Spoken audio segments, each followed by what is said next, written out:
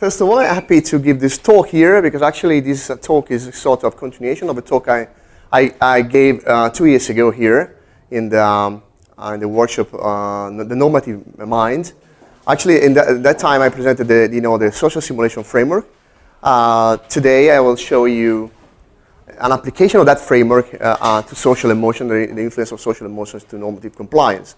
So the talk is an application of that framework, a framework some of you saw a couple of years ago here, not here physically, not in another building, but anyway, and to this issue, right?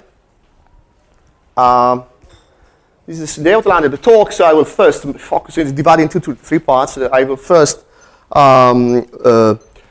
focus briefly on social emotions and compliance, and in particular, I will give you a very informal definition of what a social emotion means, and then the main issue is how to decompose social emotions into cognitive and logical units. Because if you want to model social emotion in a social simulation perspective, you must reconstruct it in a way and decompose it into the units. And I will consider one social emotion with guilt, and I will show you how you can model guilt using reinforcement learning, which is one of the main paradigms used in social simulation. The second part, I will briefly show how the social simulation works. So this is part of the talk you already saw 2 years ago. So I will briefly present you how to do it, how we do it. And finally, I will employ the social simulation framework. I will show you some results of simulation on the influence of guilt aversion in normative compliance. Okay, so this is basically the layout of the talk. So let's start with social emotional compliance, the cognitive and logical analysis. Okay, social emotions. There are many definitions around. So. Actually, I will not give you let's say, a stable and well-defined, a stable definition. Just resort to the intuition. Social emotions are emotions which necessarily depend, in various senses, on other people's thoughts, feelings, and actions. Okay, so they are not just emotions depending on our individual experience, but they depend on the fact that we interact in a social perspective. Social emotions typically include guilt, shame, regret, embarrassment, jealousy, admiration. There are many types of emotions that they are named as social emotions. Then the question is how to decompose them, right? Okay, this is just an example, okay? Regret. Actually, I will not work on the regret, but just to give you the flavor of what we are going to do. This is a definition provided by Emiliano Lorini and a colleague, Schwartz and Truber, in a paper published on the artificial intelligence journal. And they argue that regrets require some form of counterfactual reasoning. An agent I regrets for P if and only if I wants P to be false, I believe that P is true, and I believe that she could have done otherwise, and it should have P to be false now, right? So if you have those 3 components, basically you are close to regret, right? The idea is that the perspective of my research is that in order, because it's something required in my social simulation framework, is that emotion must be analyzed into cognitive units and logical units as well, right? Trying to reduce emotions into building blocks that are manageable in the system, right? Okay, this is just an example, right? I will show you later the emotion I'm dealing with, which is guilt, but just to give you the flavor of what we are going to do. Okay, then the question is how social emotion influence are affecting normative compliance. That's the point, right? Well, in the literature of psychology, and social psychology in particular, there are good elements to see that emotions can affect in a positive or negative way normative compliance. One of the most known stories has to do with the difference between shame and guilt, right? In moral psychology and also in social psychology, is known that while shame and guilt are negative emotions, and that as such they can cause intrapsychic pain, it is common to say that shame is considered a painful emotion which is negative for enforcing normative compliance and cooperation, for example, while guilt is positive, can be positive. Why? Well, there are arguments from psychology. The psychology said why shame has to do with the person, guilt has to do with the behavior, right? So when you are guilt, then you're guilt about some action, not about the fact you are wrong, okay? So if you feel pain regarding what you did, then could be taken as a positive starting point for improving your behavior. While if you are ashamed, actually that's something negative for you, right? So this is a well-known issue, right? So we are starting with something known, but it's interesting to see how social emotions affect normative compliance and a social level, right? In a setting where agents interact with each other, right? Okay, that's basically the point. Difficult to do it with the humans, right?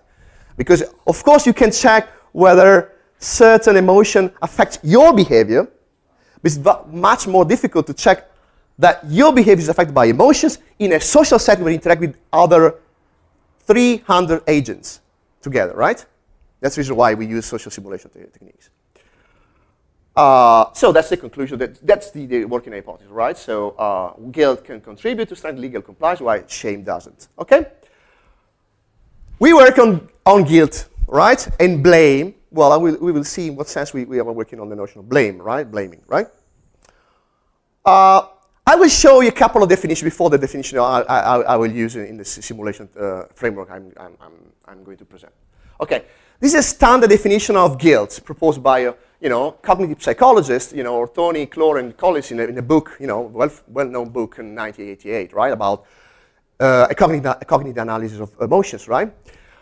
They said that an agent feels guilty about some P, even though if P believes that P, I believe that P, I desire that P should have not occurred.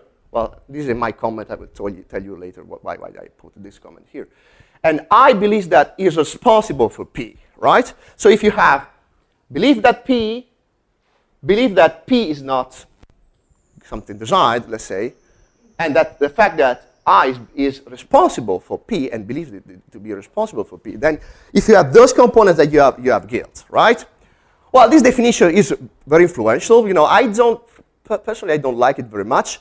Not for theoretical reasons, but it's not very much useful in the context of simulation techniques. Why?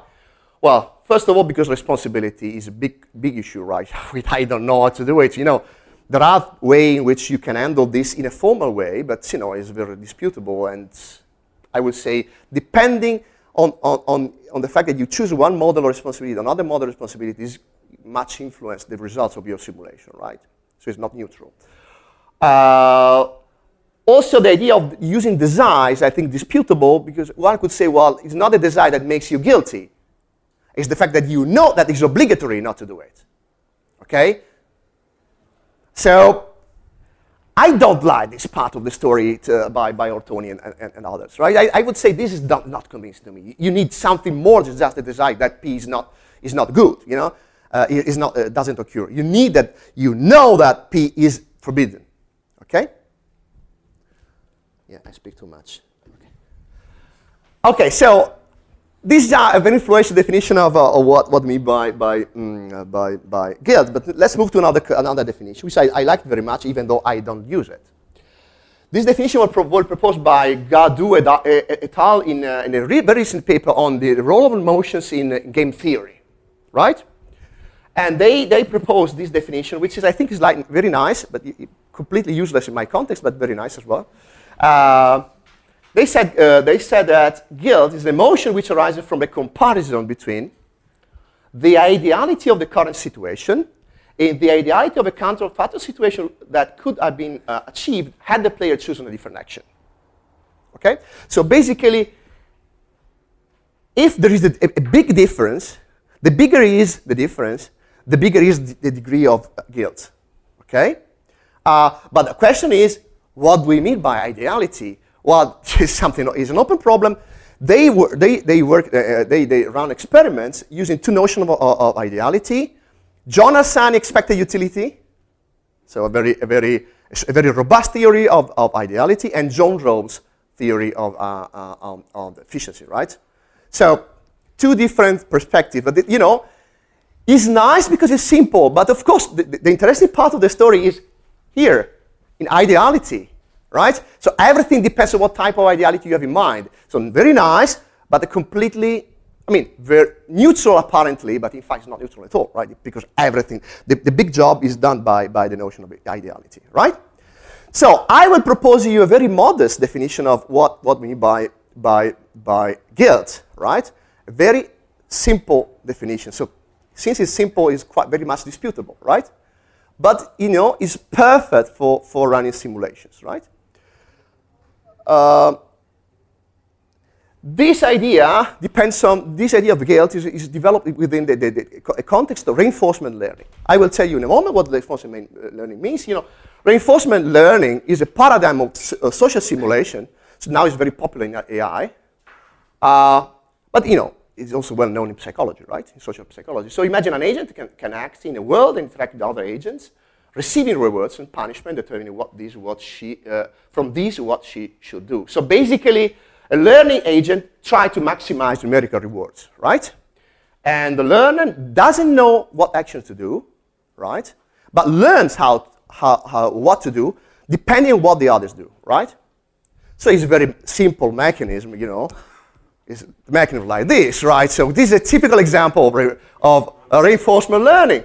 Stick and carrot, right? Stick and carrot is typical. Social stick and carrot is a typical example of reinforcement learning, right? Okay? Okay, so this is not the experiment. So the definition of reinforcement learning I will use in simulations the following. So in a reinforcement behavioral setting, an agent feels guilty about some P if and only if. P is believed that P is I believes that P is obligatory. I does not P, so that, you know, doesn't do what is expected. So if you need a violation. And I blames herself, thus resulting in a negative utility for herself.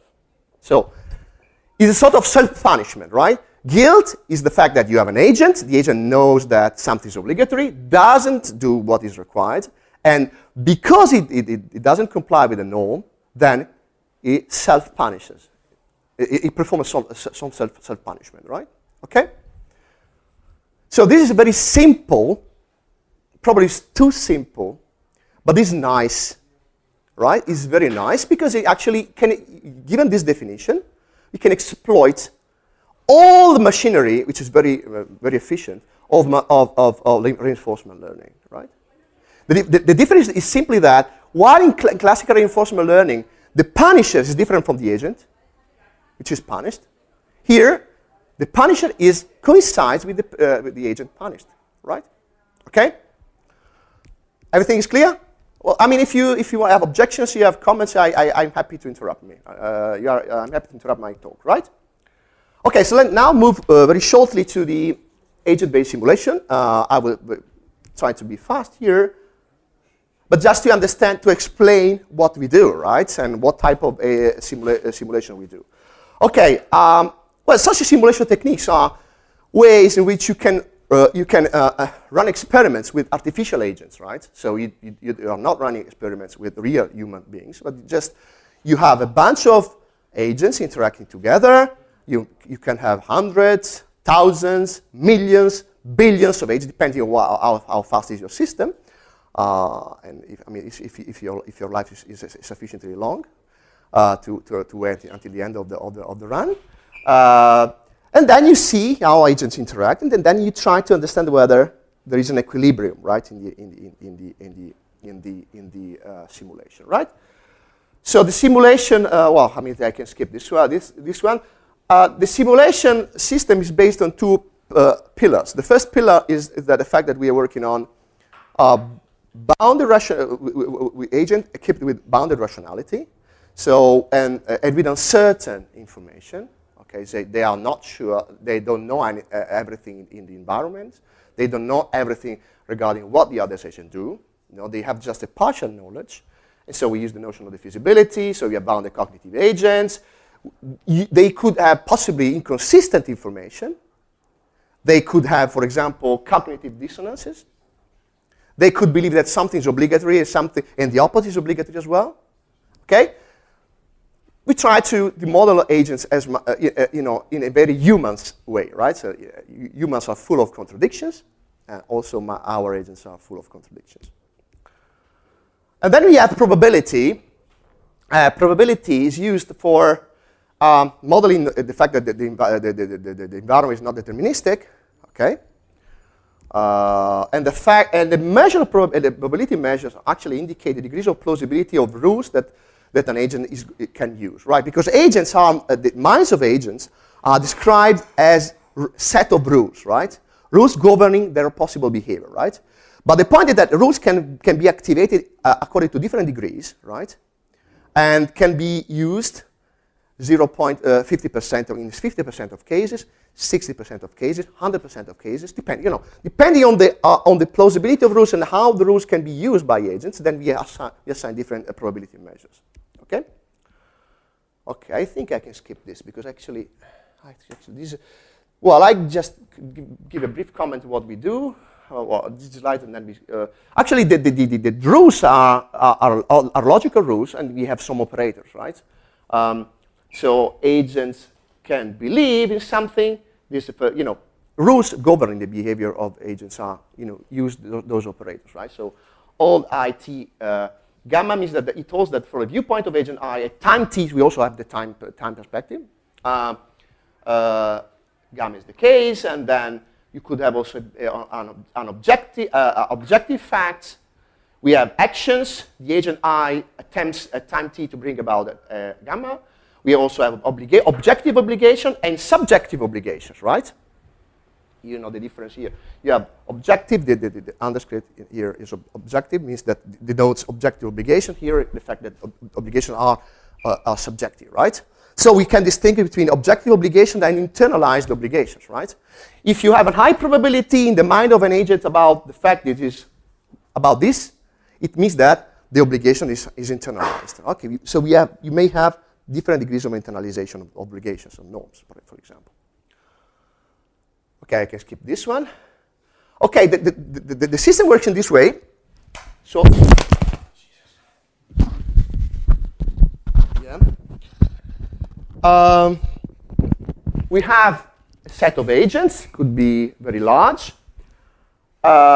Each agent is represented by a theory. So by a set of statements, logical statements describing its possible behavior. And we have a probabilistic representation of rules in the fact that rules governing the behavior can have different values of probability, different probability measures, okay? And then we basically put all theories together and run the system, right? So in this setting, reinforcement learning works as follows.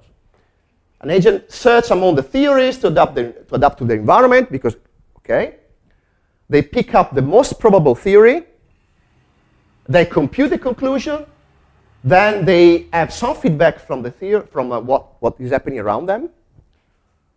So they collect the behavior, and they update their theory, okay? So they change the probability, okay? I will show you this example. Suppose that you have 3 agents, and very simple, 3 rules, the same rule, okay? With different probabilities, right? The first agent has this rule x implies p, with probability 0.5. Agent 2 has another rule, the same rule, x implies p, with 0 probability, which means that the rule is known but is not internalized, okay? And the third agent says that the same rule has probability 1, so it's full internalized, right? Okay, you have certain interaction among the agents. You have some outcomes, positive or negative. Remember that we are working in a stick and carrots setting. And then you have an updated probability. So the question for you is P positive or negative? Look before probability and then after. Is P positive or negative for the agents?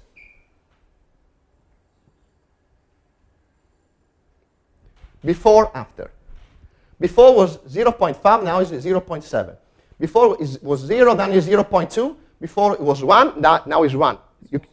Positive, definitely. You cannot have more than one because the probability is from 0 to 1. So you can improve it.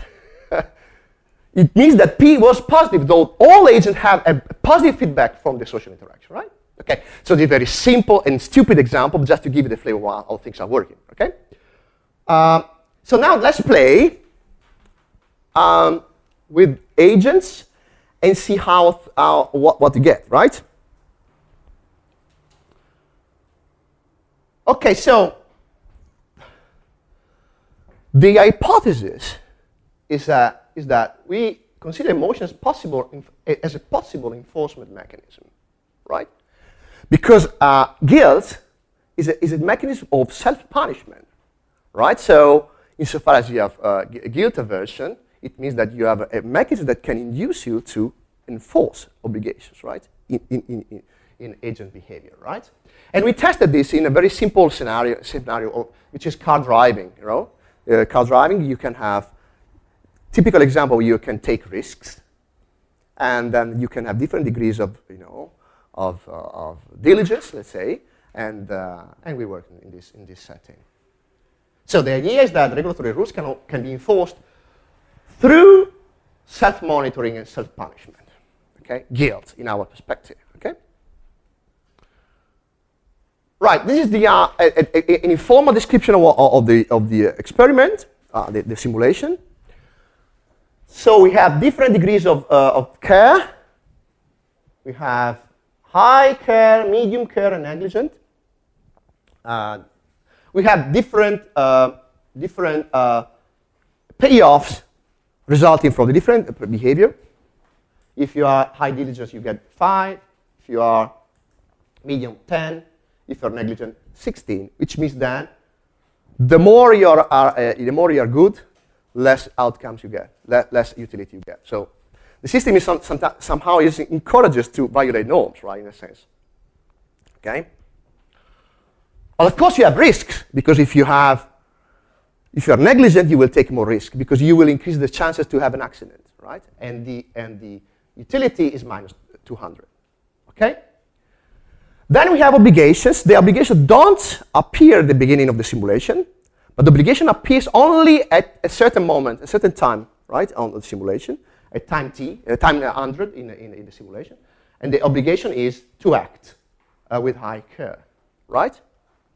It's interesting to see how the obligation affects the behavior before and after, but when you have also emotions running with them, right?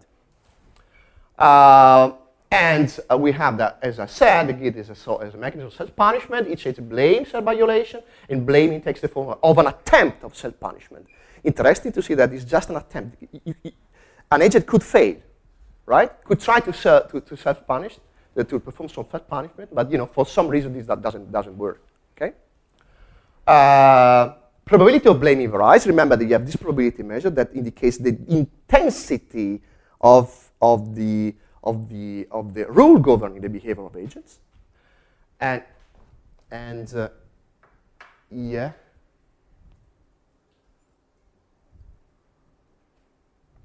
What? Okay. Yes. And the result of self-punishment is a negative utility, which is minus 30. I mean, these numbers are, you could change them, right? One important thing is that we added, I think this makes economists very happy, but it makes sense too also in this setting, the fact that self-punishment and self-monitoring is costly. There is some cognitive burden in self-monitoring, because you are always, watching yourself, right? There is a cognitive burden, which is measured in terms of a negative utility, a small negative utility, right? This is important. Yeah? What's the difference between feeling guilty and blaming yourself? Pardon? What's the difference between feeling guilty and blaming yourself? True. Difficult. Pretty close to the same thing. In fact, they are the same, because in fact they are the same. Yeah, I mean, well, no, it's not the same. Well, if you actually blame yourself, it means that the rule governing your blaming capability is active, right? So you could be, suppose that you have a rule saying that if you violate the norm, that you blame yourself, right? This rule has a probability measure attached to it, right? If the probability is 0, it means that you are potentially a self-blaming agent, but you don't blame yourself, right? If your probability is 0.5, it means that in 50% of cases you blame yourself, but in other 50% of cases you don't blame yourself.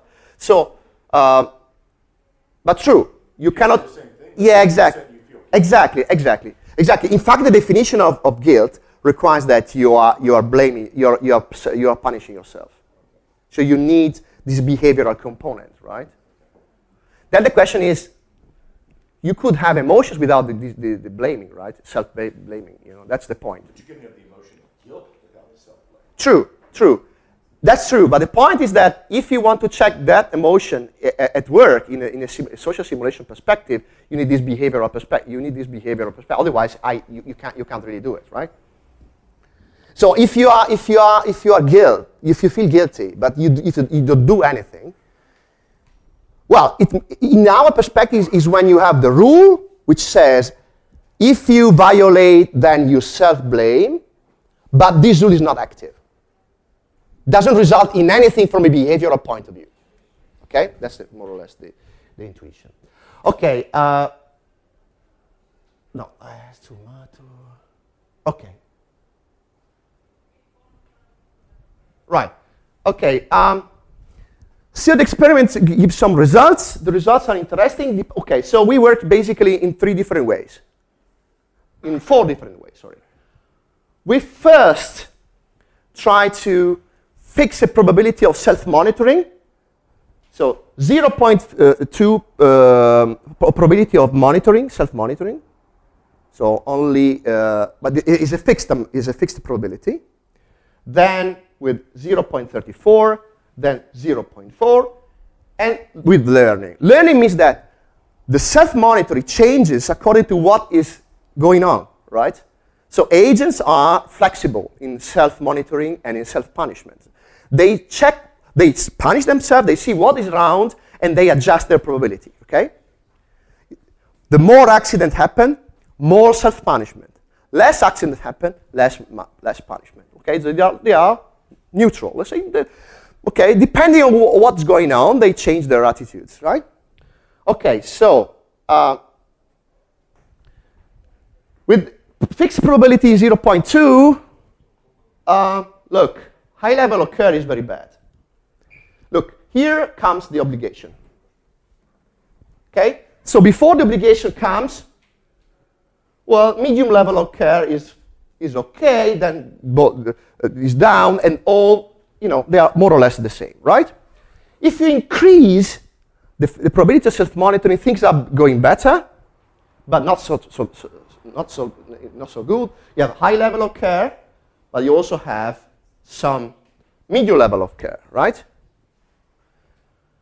When we have 0.5, things are doing definitely better. So we know that with fixed self-monitoring probability of 0.4, now things are doing much, much better.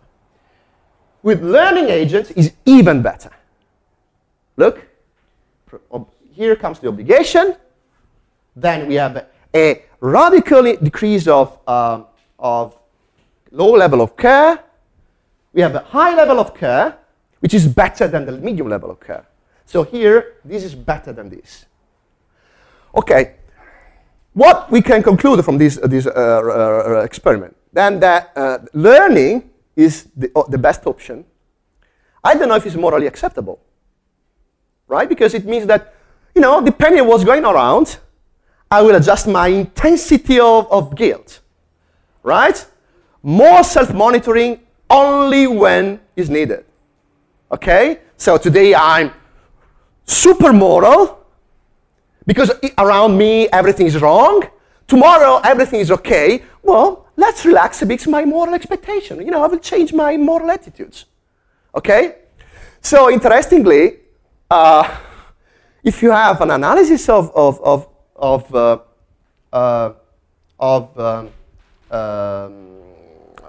guilt in terms of reinforcement learning, then you have this result. So probably you are not happy with that, right? I'm not supporting the view that this is the right analysis of guilt. I'm simply saying that if you analyze guilt in those terms, which makes sense somehow, then you have those results. Okay. Okay. I think it's almost done. So I will skip this. I will skip this. I will only say that. Some of you remember that 2 years ago, I also mentioned that we can model vicarious learning. Vicarious learning, which comes from psychology, is when you imitate others, given what how the others perform, right? So it is the imitation of the most successful agents, right?